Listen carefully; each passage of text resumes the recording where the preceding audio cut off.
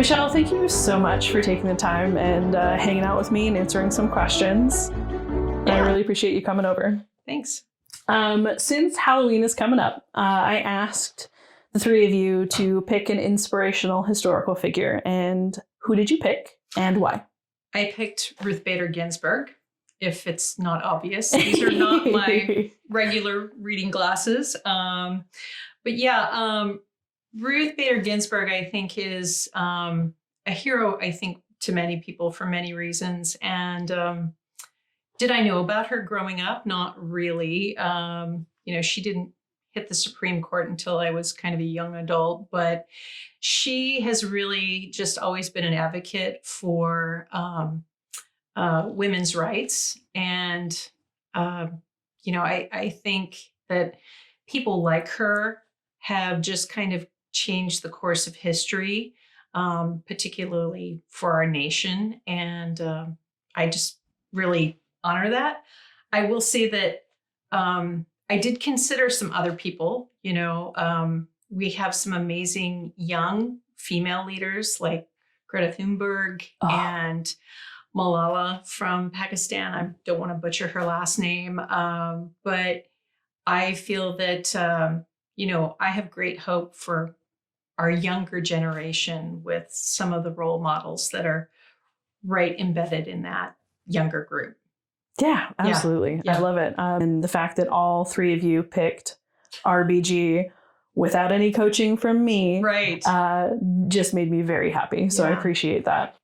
Tell me a little bit about yourself and what you're passionate about. Sure.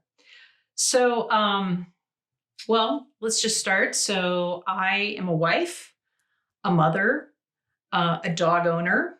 I have 4 little dogs at home.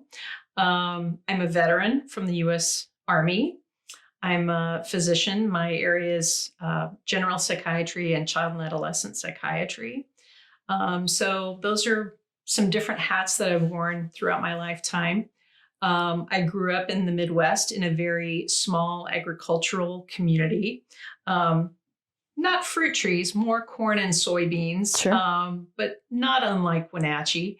And I was in the military for 9 years. And after leaving the military, my husband and I moved here from the DC metro area on the East Coast. So we landed here in Wenatchee. I will say that something else about me is that I have always been an advocate for children. Long before I had children of my own, I've just always felt like they needed as many voices as possible. So that has always kind of been behind most of my work, whether professionally or in a volunteer basis. Yeah, awesome. It's really hard for children to advocate for themselves. So having somebody like you to help advocate for them is fantastic. Thanks. What do you love most about our community in Wenatchee? Well, I think one of the first things that attracted us to this valley was just the beauty of the valley with the rivers and the valleys and the foothills. It just is gorgeous. And I grew up around a lot of cornfields. So it's quite dramatic in its beauty.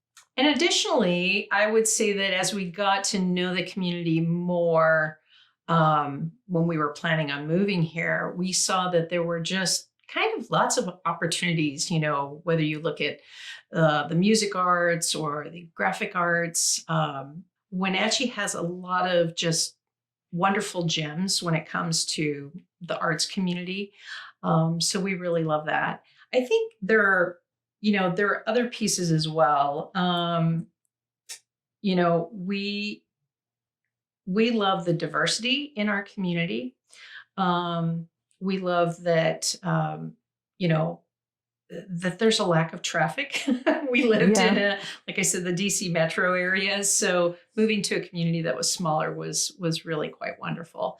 And although I think we have some issues in our community that need to be worked on, I'm part of the YWCA board. which its tenets are kind of eliminating racism and empowering women. And those are things that I can really get behind. So I think organizations like that and other nonprofits are really focused on how can we make Wenatchee even better for everyone. So yeah, absolutely. And you mentioned that you lived in DC Metro, and you were serving during 9/11. Yes. And you were living in DC at that time? Yes. Do you want to share anything about that experience? Sure. I will just say that, 20 years after 9/11, it still resonates a lot with me. Yeah. I worked with a lot of military colleagues that were impacted because they worked in the Pentagon with some of the people who had been killed. I worked with a lot of families whose family members either worked at the Pentagon or were in the plane that crashed at the Pentagon. So it was a horrible tragedy in our nation's history, and I still can see the faces of folks that I worked with, their stories, their loss. I still carry that forward every year. I get quite teary on 9/11 and know that there are probably many families that still just struggle with that loss. I think, and again, just kind of having that heart for kids, I think the ones that kind of hit me the most were the families who had kids. Were kind of like, how do we move forward? And when you don't have the words, you just try to comfort the best you can. You're not going to have a solution for them, but sometimes you cry together, which we did. And you try to see what other resources you can have in place for them. But it was a really challenging time.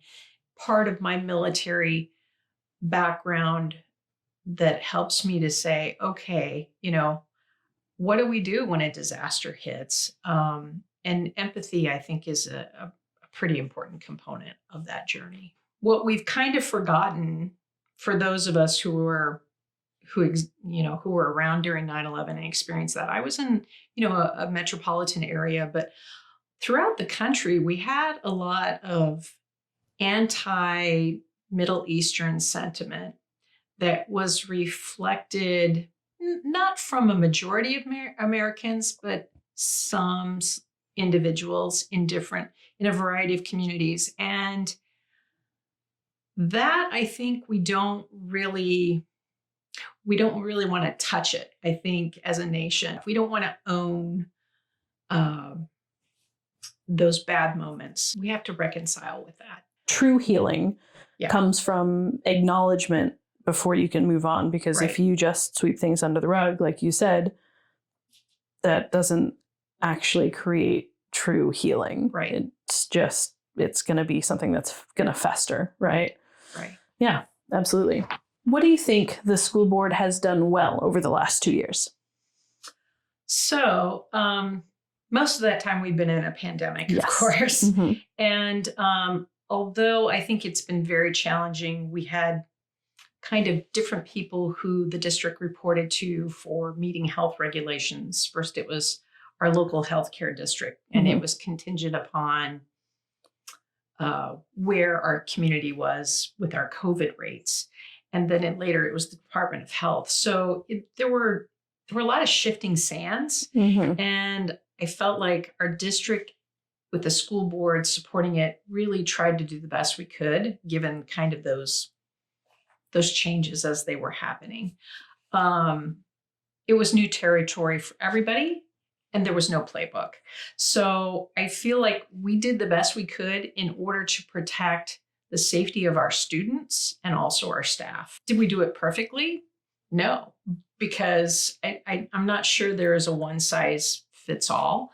But I think we made it through without any big outbreaks or major loss of staff or students or things like that. Even if we were online, to make sure that we were trying to meet the social emotional needs so kids felt connected, so they were motivated to do their work and such, but we were also having to teach everything online. So there were a lot of obstacles. And like I said, it wasn't perfect, but I'm not sure there was any district that was.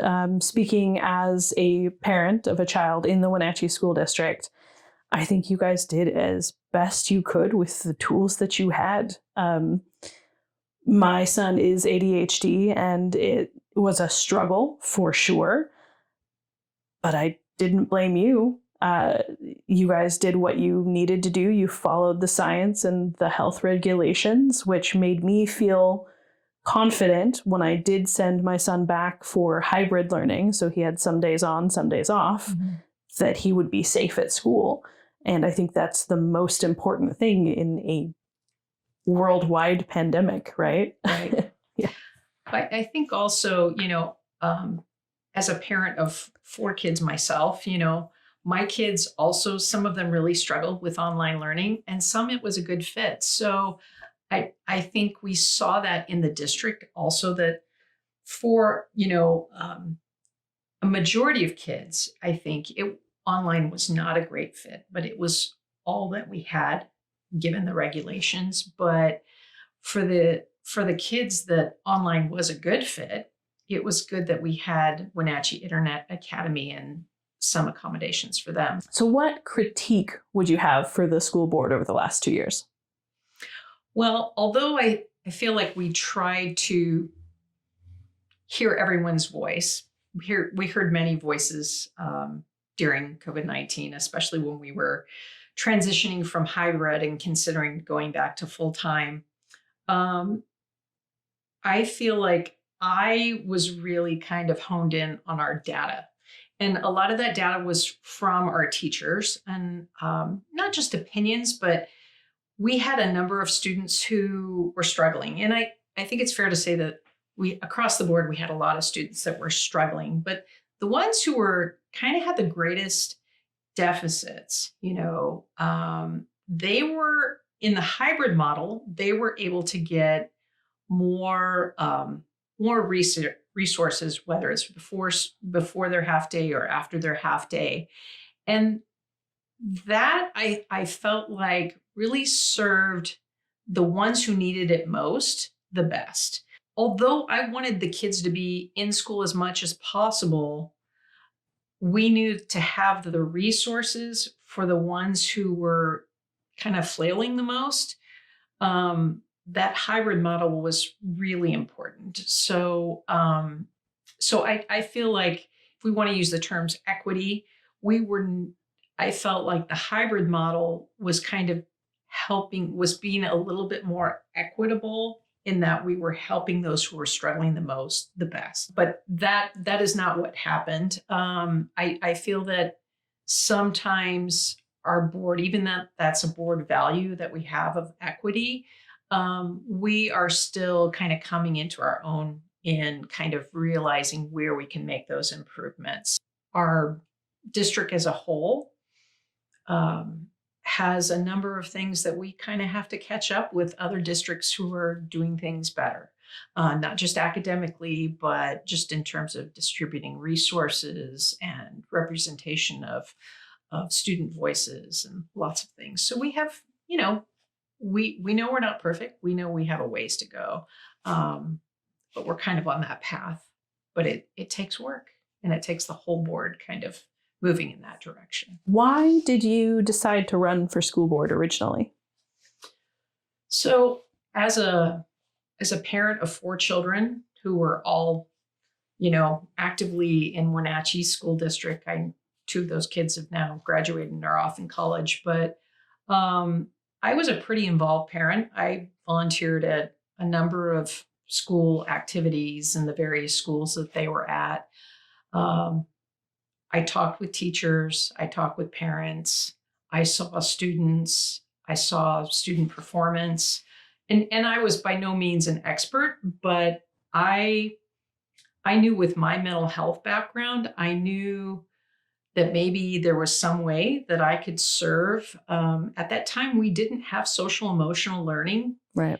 in our district. And I felt that there was there was a greater need to be considering what we call kind of like a whole child view.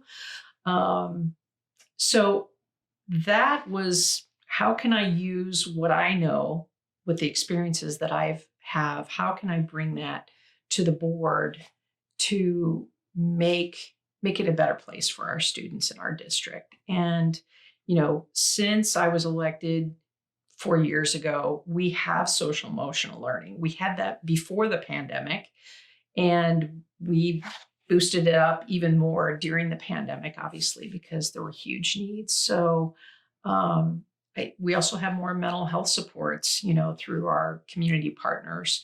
And, is that all because of me? No, I'm not going to take credit for all that. We do things as a board.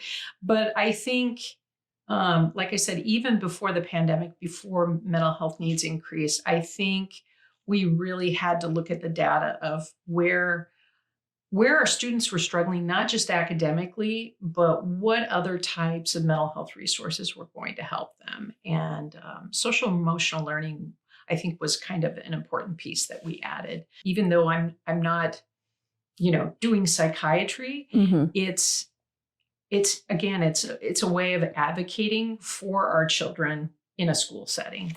And I will continue to be in that type of role because that's where I feel it's needed. If you win, what will be your priority over your next term? Well, as a member of a 5-person board, you have to get some agreement, but I think we all want to keep our students safe. We're still in a pandemic. We're still going to follow regulations that our state has imposed. So OSPI, before our current governor order of the mask mandate for indoors, for large groups, OSPI already had that mask mandate in place for our school buildings. Again, I'm going to advocate for science and research that there are reasons why masks work. And in fact, there's some brand new studies that came out again saying, yes, there's far fewer contagiousness of COVID-19 in school communities that are masked versus non-masked. So anyway, continuing to safely educate our students in person where they have kind of more resources available, still having online students as an option for the students that's a better fit. But I think continuing to expand our opportunities for our students. I think when we look at what is our district doing well, what are we doing that's not so great, what are our weaknesses, we always want to be working towards getting better. We can't just say, well, we're doing great. Things are just fine the way they are. No, I think even when you have, a top organization, they're always looking to how can we be better, right? And so we know that we have things to work on, and we just need to continue to do that kind of work. I think the other piece that our board has been working towards is having greater student voice, greater student representation. We've heard more students speak up through public comment during COVID, which has been really wonderful. I love it when our students, have chimed in on Zoom or have come to meetings when we've been able to do that in person. And I think that component of student representation on the board itself is a piece that hopefully will be coming together soon. We want to be sure that we're making sure that we're representing the student body in a very inclusive way. So that's still work that we are doing as a board, and so I would like to see that continue. What would you say sets you apart from your challenger? Well, I feel that I have preparation in a number of ways. I have 4 years of experience of being on the board, and it's not just going to school board meetings, but being part of our state organization and learning about how we as a state community of school districts have that voice for our students in making improvements to our schools. And I'm willing to listen to every voice. I get emails from lots of different people. Some people who I agree with, some who I don't, but I always want people to reach out to me, whether I see life from their perspective or not. I want them to share their perspective. It's important that every voice be heard. And I have never shied away from that. And then finally, as a person of science, I will continue to look at data and research, not just on the science piece because we're still in a pandemic, but also in the education piece. We have to look at research on what things are working best when students have been away for a while. Mm-hmm. So our recovery to learning is based in research. It's not based in, well, what's going to make us feel good that we're doing the best we can for students. It's based on research methods. So I'm a firm believer in that we have to use the knowledge that's out there to help our students, not just what we think is best, but what we know has been proven in research to be best for students. Critical race theory has been in the news a lot, locally and nationally, and it seems people from the Republican partisan candidates are using it to attempt to gain votes for themselves. What would you like to say to the voters who are afraid that CRT is being taught in our schools? Well, let me just share that our district actually did a press release back in July. I think the date's July 15th.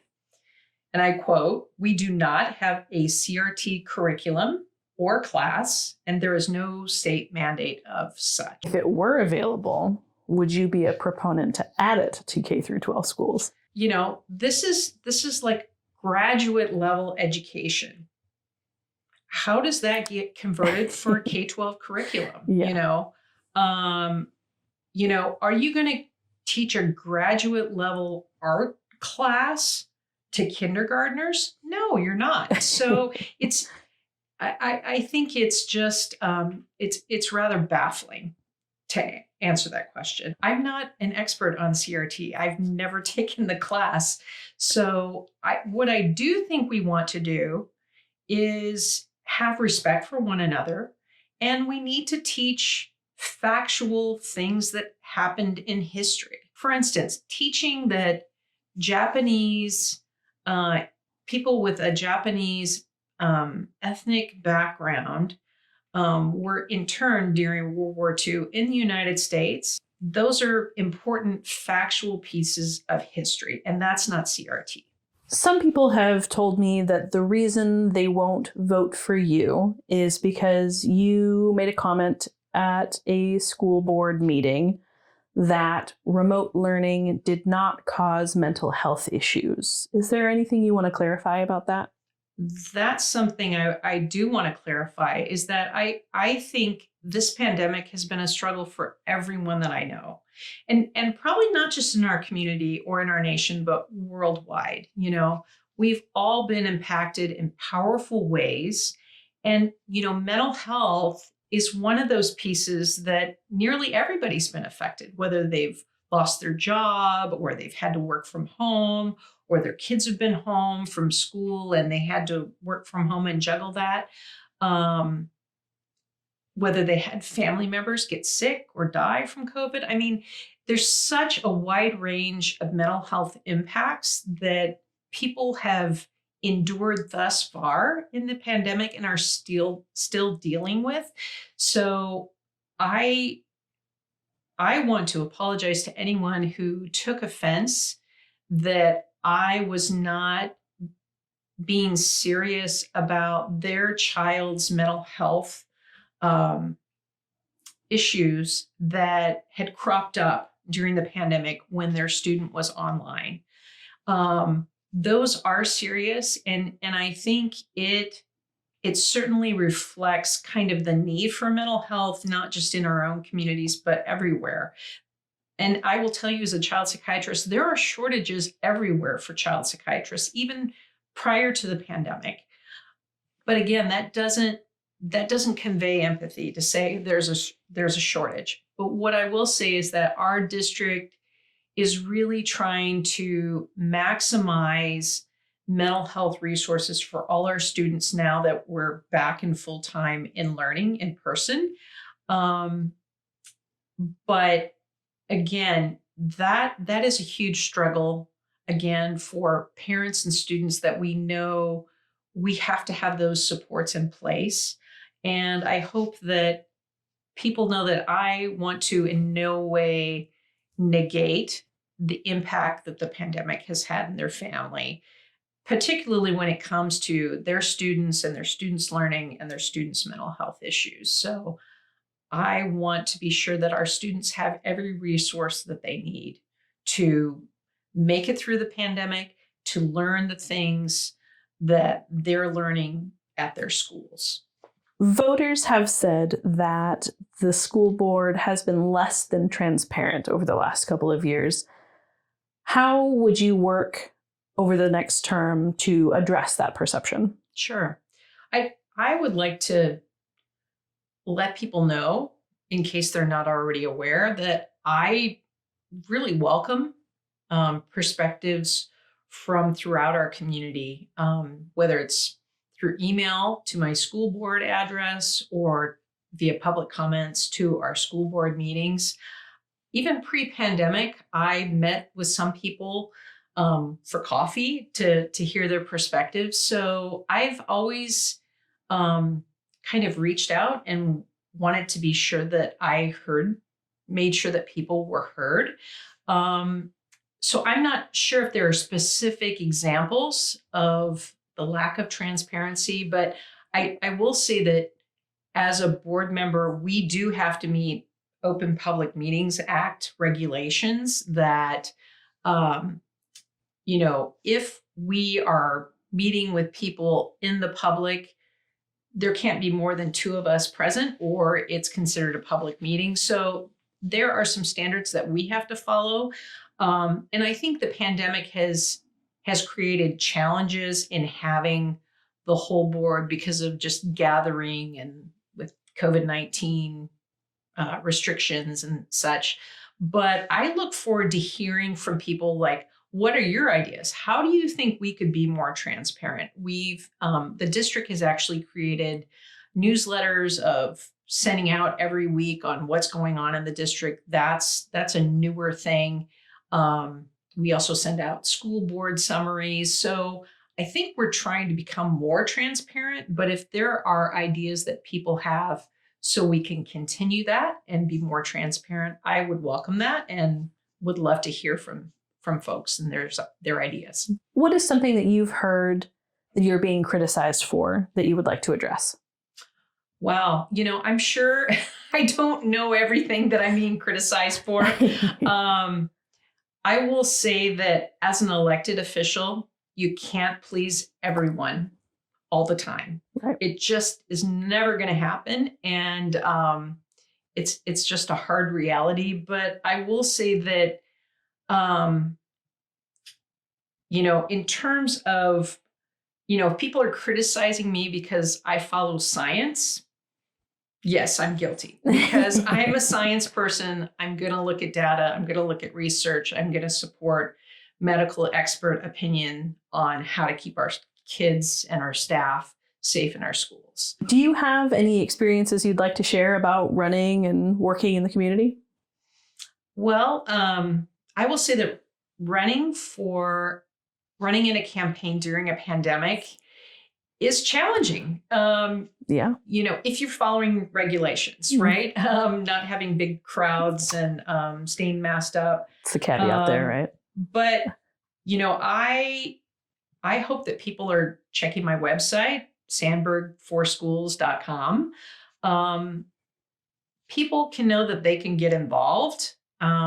I think it's important to know that this is a really important election. It's critical.